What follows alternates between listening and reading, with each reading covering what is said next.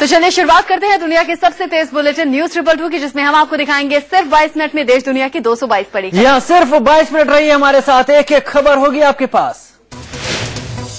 4 राज्यों में विधानसभा उपचुनाव की 18 सीटों के लिए वोटों की गिनती जारी है।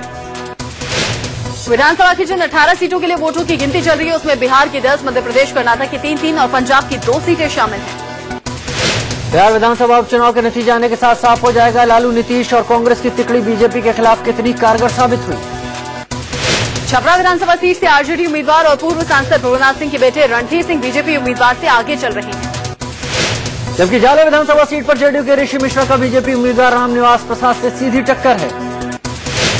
वहीं बांका सीट पर बीजेपी के रामनारायण मंडल का आरजेडी के इकबाल हुसैन अंसारी से सीधा मुकाबला है। अगर परबत्ता विधानसभा सीट की बात की जाए तो यहाँ मुख्य मुकाबला जेडीयू के आर्यन सिंह और एलजेपी के सोहेली मेहता के बीच है। भागलपुर विधानसभा सीट पर मुख्य मुकाबला कांग्रेस के अजीत शर्मा और बीजेपी के नभय कुमार चौधरी के बीच है। राजनगर सुरक्षित सीट पर बीजेपी के रामप्रीत पासवान और जेडी के रामावतार पासवान से आगे चल रहे हैं। मोहिउद्दीन नगर विधानसभा सीट आरजेडी के अजय के मुकाबला कांग्रेस के अजीत शर्मा और बीजेपी के नभय कुमार चौधरी के बीच है। राजनगर सुरक्षित सीट पर बीजेपी के रामप्रीत पासवान और जेडी के रामावतार पासवान से आगे चल रहे हैं। मोहिउद्दीन नगर विधानसभा सीट आरजेडी के अजय कुमार बुलगागनी बीजेपी के राजेश कुमार सिंह से आगे चल रहे हैं। वहीं हाजीपुर विधानसभा सीट पर बीजेपी के अवधेश कुमार का जेडीयू के राजेंद्र राय से सीधा मुकाबला माना जा रहा है। जबकि मोहनिया विधानसभा सीट पर बीजेपी के निरंजन राम जेडीयू के चंद्रशेखर पासवान से आगे चल रहे हैं। नरकटियागंज विधानसभा सीट भी शुरुआती रुझान में कांग्रेस के मोहम्मद फखरुद्दीन बीजेपी के रश्मि वर्मा से आगे चल रहे हैं, जिसमें जेडीयू आरजेडी के 4 सीटों पर उम्मीदवार को आजमाया है, तो वहीं कांग्रेस के 2 प्रत्याशियों को मैदान में उतारा है। जेडीयू ने हाजीपुर, जाले, परबत्ता और मोहनिया विधानसभा सीटों पर अपने उम्मीदवार उतारे हैं। तो वहीं छपरा, बांका, मोहिउद्दीन नगर और राजनगर में आरजेडी उम्मीदवारों की किस्मत दांव पर लगी है।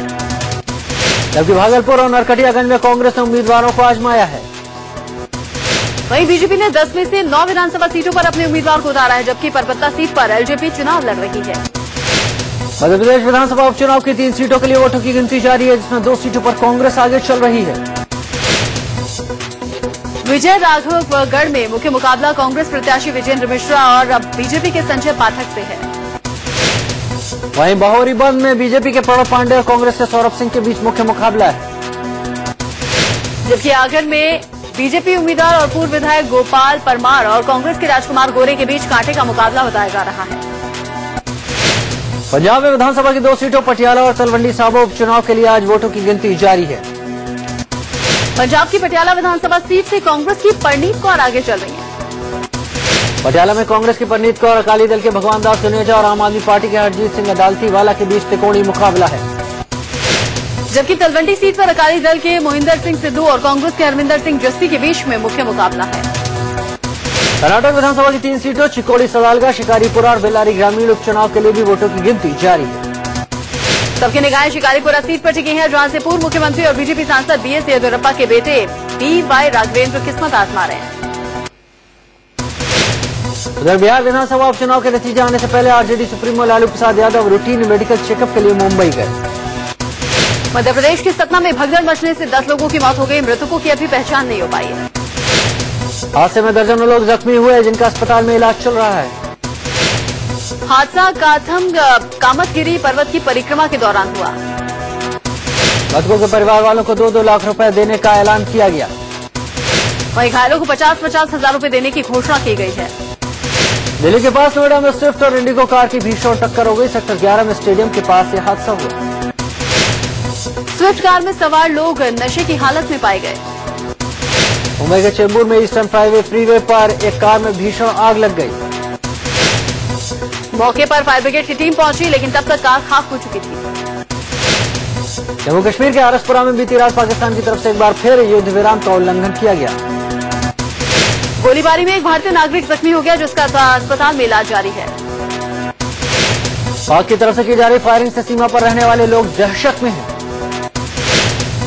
इससे पहले कुपवाड़ा में हुई मुठभेड़ में सेना ने 4 आतंकवादियों को ढेर कर दिया। मारे गए आतंकवादी लश्कर-ए-तैयबा के बताए जा रहे हैं।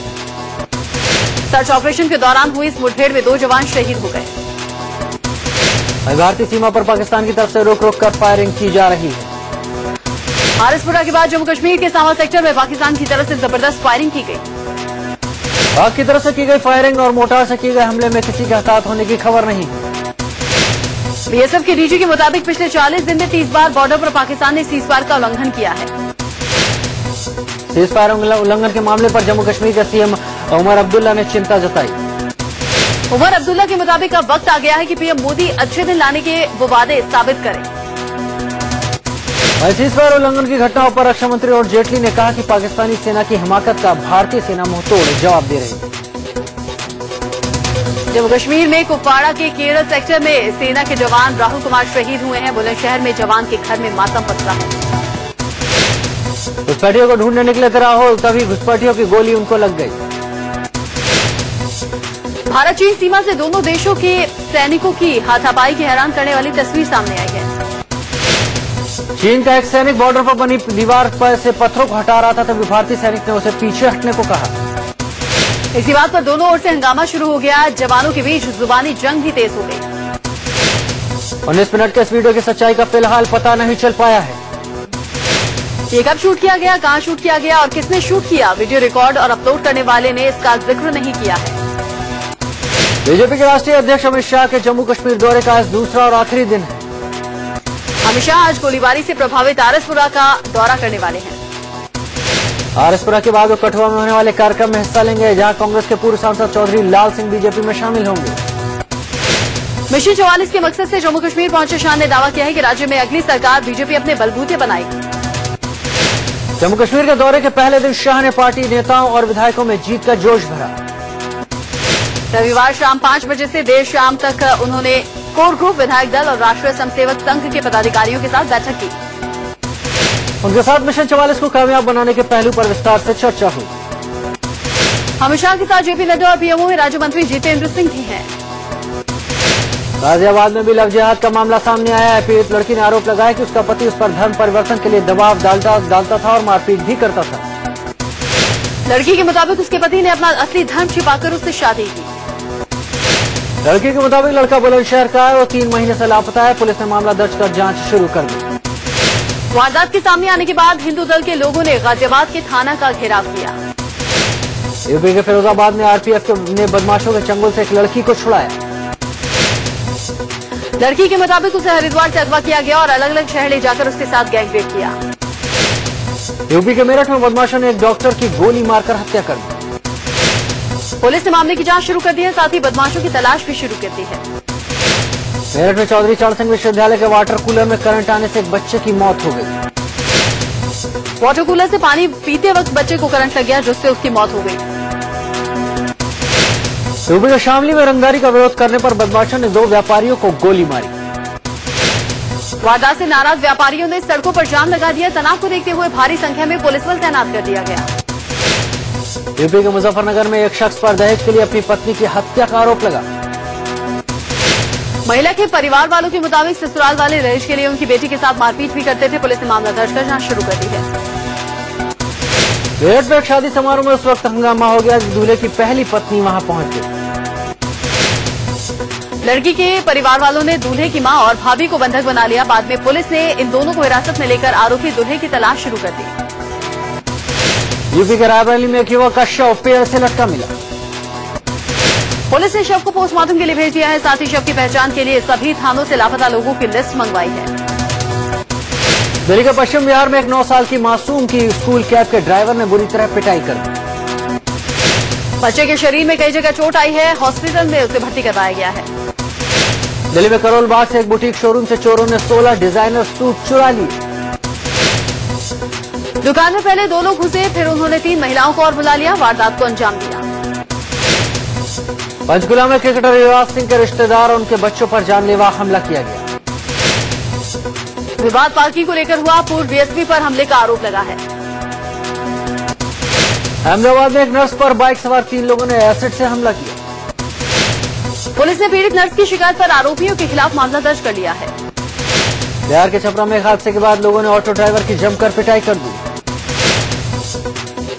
वाराणसी में जीआरपी पुलिस की गिरफ्त में 2 ऐसे जालसाज आए हैं जो सेना में भर्ती कराने के नाम पर लोगों से लाखों रुपए ऐंठते थे।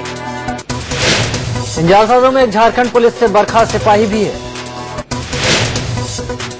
जालसाजी का खुलासा तब हुआ जब इन दोनों आरोपियों में से एक शख्स को सेना ने नौकरी दिलाने के नाम पर उसे 2.5 लाख रुपए मांगने के लिए फोन किया था। कानपुर में चोरी की घटना के बाद 2 समुदायों में झड़प हो गई। वारदात के बाद पुलिस ने कार्रवाई नहीं की, जिससे नाराज लोगों ने हंगामा किया। नाराज लोगों ने चोरी के आरोपियों को जमकर मारा पीटा। इसके बाद भी पुलिस ने आरोपियों को नहीं छुड़वाया, जिसके बाद दोनों समुदाय के लोग आपस में भिड़ गए। छत्तीसगढ़ के भाटपारा में सड़क हादसे में छात्र की मौत पर जमकर बवाल हुआ। मौत से गुस्साए लोगों ने 2 बसों को आग के हवाले कर दिया। इस दौरान लोगों ने सड़क पर जाम लगाकर प्रदर्शन भी किया। यूपीए सरकार के दौरान कोल ब्लॉक आवंटन रद्द करने को लेकर सुप्रीम कोर्ट आज फैसला सुना सकता है। Chief justice R M Lodha की खंडपीठ ने यूपीए सरकार द्वारा कोल ब्लॉक के आवंटन में कथित अनियमितता को लेकर सुनवाई पूरी कर ली। याचिकाकर्ताओं ने यूपीए सरकार पर 194 कोयला खदानों के आवंटन में दिशा निर्देशों के उल्लंघन का आरोप लगाया है। साल 2004 से मार्च 2011 के बीच झारखंड, छत्तीसगढ़, महाराष्ट्र, पश्चिम बंगाल, ओडिशा और मध्य प्रदेश में निजी कंपनियों को खदानों में का आवंटन किया गया था। जजों की नियुक्ति का सिस्टम बदलने से जुड़े बिल को सुप्रीम कोर्ट में चुनौती दी गई, जिस पर आज सुनवाई होगी। सुप्रीम कोर्ट में दायर जनहित याचिका में न्यायिक नियुक्ति आयोग बिल को असंवैधानिक करार देने की मांग की गई। जनहित याचिका में कहा गया है कि ये बिल संविधान के मूल स्वरूप के खिलाफ है। याचिकाकर्ताओं का कहना है अनुच्छेद 50 में न्यायपालिका को कार्यपालिका से अलग रखने का निर्देश दिया गया है। आपको बता दें कि हाल ही में संसद ने न्यायिक नियुक्ति आयोग बिल को पास किया है। इस बिल के प्रभावी होते ही जजों की नियुक्ति के लिए पुराना कॉलेजियम सिस्टम खत्म हो जाएगा। गुजरात के राज्यपाल ओम प्रकाश कोहली ने महाराष्ट्र के कार्यवाहक राज्यपाल के रूप में कार्यभार संभाल लिया। इस मौके पर सीएम पृथ्वीराज चौहान भी मौजूद थे। के शंकर नारायणन ने महाराष्ट्र के राज्यपाल पद से इस्तीफा दे दिया। राष्ट्रपति की तरफ से जारी आदेश में उन्हें महाराष्ट्र की जगह मिजोरम का कार्यभार संभालने को कहा गया था। के शंकर नारायणन ने इस आदेश को मानने के बजाय इस्तीफा देना बेहतर समझा। अचानक महाराष्ट्र से मिजोरम भेजे जाने के फैसले से वो खुद को अपमानित महसूस कर रहे थे। के शंकर नारायणन ने इस्तीफा के बाद कहा कि वो सक्रिय राजनीति में वापसी करेंगे। शंकर नारायणन का कार्यकाल 2017 में समाप्त हो रहा था। उनसे पहले बी एल जोशी, एम के नारायणन, शेखर दत्त, अश्विनी कुमार, बी वांचू, वक्कम बी पुरुषोत्तम इस्तीफा दे चुके हैं। पांडिचेरी के राज्यपाल वीरेंद्र कटारिया और मिजोरम की राज्यपाल कमला बेनीवाल को हटा दिया गया। ये सभी वो राज्यपाल हैं जो कि पूर्व की यूपीए सरकार के दौरान नियुक्त किए गए थे। यूपी के मुख्यमंत्री अखिलेश यादव आज बहराइच में होंगे। लखनऊ से मुख्यमंत्री अखिलेश यादव सुबह 9 बजे हेलीकॉप्टर से बहराइच के लिए निकलेंगे। यूपी के सिद्धार्थनगर में बाढ़ का कहर थमने का नाम नहीं ले रहा। परसोना बांध टूटने से करीब 50 से ज्यादा गांव बाढ़ की चपेट में है। बाढ़ की स्थिति इतनी खराब है कि परसोन गांव के पास एक व्यक्ति डूबकर मर गया। पूर्व कैग विनोद राय की किताब में किए गए सनसनीखेज दावे पर राजनीतिक बयानबाजी तेज हो गई है। बीजेपी प्रवक्ता संबित पात्रा ने कहा, बीजेपी शुरू से कह रही थी कि घोटालों को छिपाने के लिए यूपीएससी ईएजी पर दबाव बना रहा था। कांग्रेस प्रवक्ता मनीष तिवारी ने कहा कि अगर विनोद राय पर किसी नेता ने दबाव बनाया तो वो चुप क्यों बैठे रहे। मनीष तिवारी ने कहा कि किताब की बिक्री बढ़ाने के लिए ऐसे खुलासे किए जाते हैं। आप नेता अरविंद केजरीवाल ने विनोद राय से गुजारिश की है कि वो उन लोगों का नाम का खुलासा करें जिन्होंने उन पर दबाव बनाया था। पूर्व सीएजी विनोद राय ने अपनी आने वाली किताब में दावा किया कि कोलगेट और कॉमनवेल्थ गेम्स को लेकर उन पर काफी दबाव था। बीजेपी के राष्ट्रीय अध्यक्ष अमित शाह अपनी टीम बनाने के बाद अब संसदीय बोर्ड का पुनर्गठन करने वाले हैं। कहा जा रहा है अमित शाह संसदीय बोर्ड में नई पीढ़ी को मौका दे सकते हैं। वरिष्ठ नेता लालकृष्ण आडवाणी और मुरली मनोहर जोशी को बोर्ड में रखा जाएगा या नहीं, इस पर अभी सस्पेंस बना हुआ है। संसदीय बोर्ड ही बीजेपी में अहम फैसले लेता है और पार्टी की ये सबसे महत्वपूर्ण बॉडी है। फिलहाल बोर्ड में 12 सदस्य हैं। बीजेपी के दिल्ली प्रदेश अध्यक्ष सतीश उपाध्याय ने एक बार फिर दिल्ली में सरकार बनाने का दावा किया है। उपाध्याय ने कहा, उपराज्यपाल बुलाते हैं तो फिर दावा किया जाएगा। आम आदमी पार्टी के संयोजक अरविंद केजरीवाल ने कल बाहरी दिल्ली में 2 जनसभाएं की, लेकिन अरविंद केजरीवाल के साथ पार्टी का कोई भी दूसरा नेता नहीं दिखा। अरविंद केजरीवाल अकेले ही मंच पर नजर आए। विधानसभा चुनाव लड़ने के मामले में एमएनएस अध्यक्ष राज ठाकरे ने यू टर्न ले लिया है। राज ठाकरे ने अब चुनाव नहीं लड़ने का ऐलान किया है।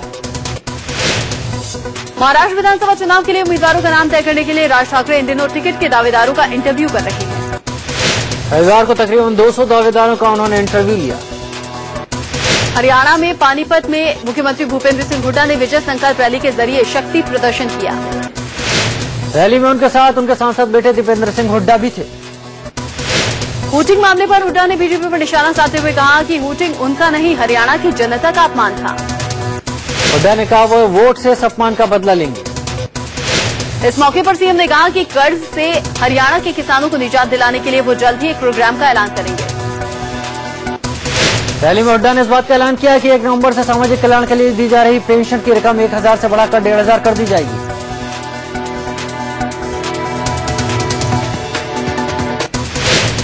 तो न्यूज रिपोर्ट। चलिए ब्रेक के बाद तेज रफ्तार खबरों का सिलसिला आगे बढ़ाते हैं। चलिए बढ़ते हैं अगली खबरों पर।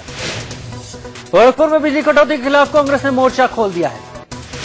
कांग्रेस कार्यकर्ताओं ने सीएम अखिलेश यादव का पुतला फूंका, जिसके बाद पुलिस ने कार्यकर्ताओं को खदेड़ा और गिरफ्तार कर लिया। बिजली कटौती के खिलाफ कानपुर में प्रदर्शन कर रहे कांग्रेस कार्यकर्ताओं की पुलिस से झड़प हुई। पुलिस ने कांग्रेस कार्यकर्ताओं को पुतला दहन नहीं करने दिया और पुतला छीन लिया। पाकिस्तान के सीजफायर के उल्लंघन से नाराज लोगों ने कानपुर में पाकिस्तान का पुतला फूंका। हिंदू जागरण मंच के कार्यकर्ताओं ने पाकिस्तान के खिलाफ जमकर नारेबाजी भी की। वाराणसी में यूपीएससी की सिविल सेवा प्रारंभिक परीक्षा का कुछ छात्रों ने विरोध किया।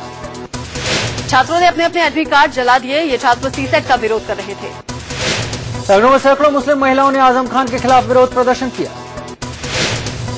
यूपी के मेरठ में एक महिला की संदिग्ध स्थिति में लाश मिलने से हड़कंप मच गया। महिला के गले पर निशान थे। बताया जा रहा है कि महिला का पति के साथ दहेज को लेकर विवाद था। यूपी के बागपत में 2 भाइयों की हत्या कर दी गई। वारदात के समय 6 साल की एक बच्ची और एक बूढ़ी औरत वहां पर मौजूद थी। लखनऊ के हसनगंज थाने के 2 सिपाहियों पर एक युवक की पीट कर हत्या करने का आरोप है। आरोप है कि मामूली विवाद को सुलझाने पहुंचे 2 सिपाहियों ने एक युवक की इतनी पिटाई की कि उसकी मौके पर मौत हो गई।